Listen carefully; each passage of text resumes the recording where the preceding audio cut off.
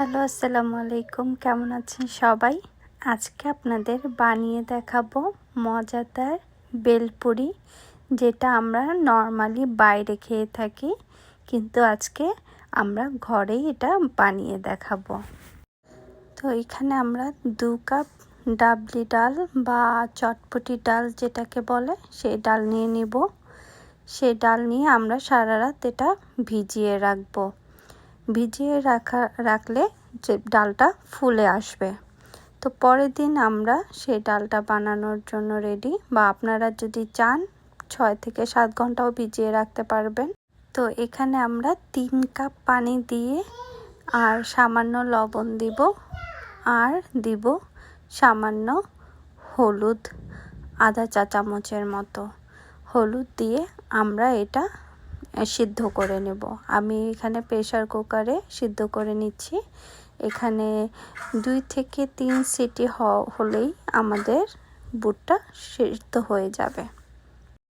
এবার এখানে আমরা বেলপুরি বানানোর জন্য যে পুরিটা সেটা তৈরি করব। এখানে আমি দিয়ে দিচ্ছি 2 কাপের মতো ময়দা, আর দিচ্ছি হাফ কাপের মতো সুজি, আর দিচ্ছি সামান্য লবণ দিয়ে আমি মিক্স করে নিচ্ছি। মিক্স করার পর আমি এখানে দিয়ে দিচ্ছি তেল।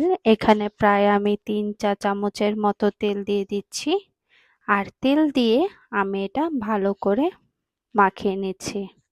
তারপর এখানে আমি পানি দিয়ে দিব। আমি আস্তে আস্তে করে পানি দিব। পানি দিয়ে আবার ডোটা বানিয়ে নেব। আমাদের নর্মালি যে রুটি বানানো হয় সেরকমই ডো করব, কিন্তু রুটির আটা থেকে সামান্য একটু ডোটা শক্ত হবে।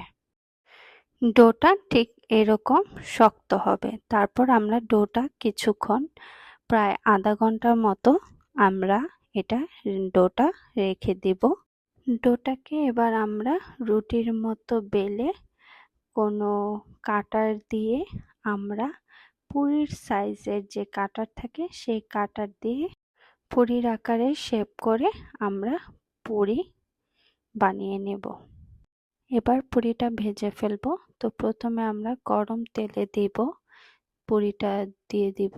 তারপর পুরিটা দিয়ে দেওয়ার পর চুলাটা অল্প আঁচে করে ফেলবো, এবং এটা আস্তে আস্তে করে ভাজবো অনেকক্ষণ ভাজার কারণে পুরিটা মচমচে হবে।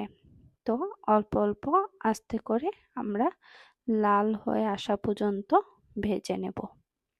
আর দেখতেই পাচ্ছেন পুরিটা কি সুন্দর ফুলে উঠেছে, আর এই পুরিটা খুবই খাস্তাও হয়েছে। এবার বেলপুরির জন্য ভিতরে যে পুরটা সেটা রেডি করব।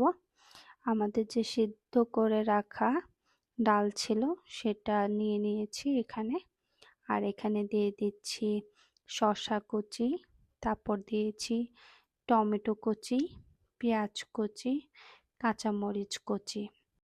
এখানে দিয়ে দিচ্ছি চটপটি মশলা, আর দিয়ে দিচ্ছি বিট লবণ। এবার সবগুলো একসাথে মিশিয়ে নেব। এটা আপনাদের ইচ্ছা অনুযায়ী আপনারা মশলাগুলো দিবেন। এখানে আমি সবগুলো ডাল দিইনি, কিছু কিছু ডাল উঠিয়ে তারপর মাখিয়ে নিয়েছি।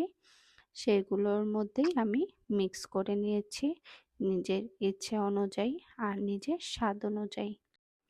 এটাতে আমি সামান্য তেঁতুলের টকও মিশিয়ে নিচ্ছি। এই তেঁতুলের টকের রেসিপিটা আমি আমার ডেসক্রিপশন বক্সে দিয়ে দেব। আপনারা চাইলে সেখান থেকে এভাবে তেঁতুলের টকটাও বানিয়ে নিতে পারবেন। এবার বেলপুরি বানানোর পালা।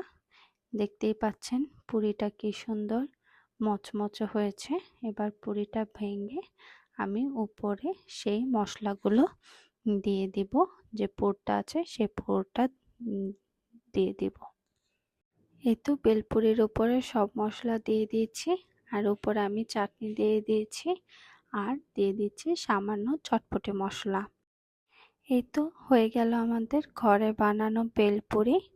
এটা বাইরের থেকেও কোনো অংশে স্বাদ কম না। তো আজকে এই পর্যন্তই। সবাই ভালো থাকবেন, সুস্থ থাকবেন। আল্লাহ হাফেজ।